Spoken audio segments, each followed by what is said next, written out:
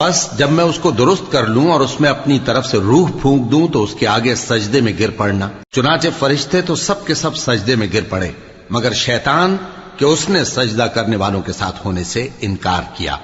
فرمایا اے ابلیس تجھے کیا ہوا کہ تو سجدہ کرنے والوں میں شامل نہ ہوا؟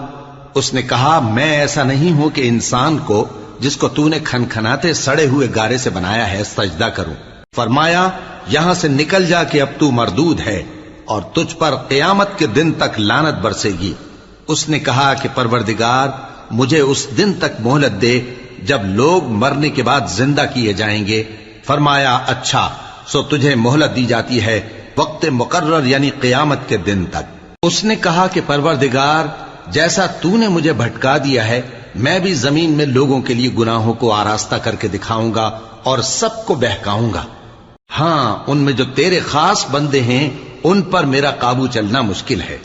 فرمایا کہ مجھ تک پہنچنے کا یہی سیدھا رستہ ہے، جو میرے خاص بندے ہیں ان پر تجھے کچھ قدرت نہیں کہ ان کو گناہ میں ڈال سکے۔ ہاں بد راہوں میں سے جو تیرے پیچھے چل پڑے، اور ان سب کے وعدے کی جگہ جہنم ہے۔ اس کے 7 دروازے ہیں، ہر ایک دروازے کے لیے ان میں سے الگ الگ حصہ ہے۔ جو متقی ہیں وہ باغوں اور چشموں میں ہوں گے۔ ان سے کہا جائے گا کہ ان میں سلامتی اور امن و اطمینان سے داخل ہو جاؤ، اور ان کے دلوں میں جو کدورت ہوگی ہم اسے نکال دیں گے، گویا بھائی بھائی مسندوں پر ایک دوسرے کے سامنے بیٹھے ہوں۔ نہ ان کو وہاں کوئی تکلیف پہنچے گی اور نہ وہ وہاں سے نکالے جائیں گے۔ اے پیغمبر میرے بندوں کو بتا دو کہ میں بڑا بخشنے والا ہوں، بڑا مہربان ہوں، اور یہ کہ میرا عذاب بھی درد دینے والا عذاب ہے۔ اور ان کو ابراہیم کے مہمانوں کا احوال سنا دو۔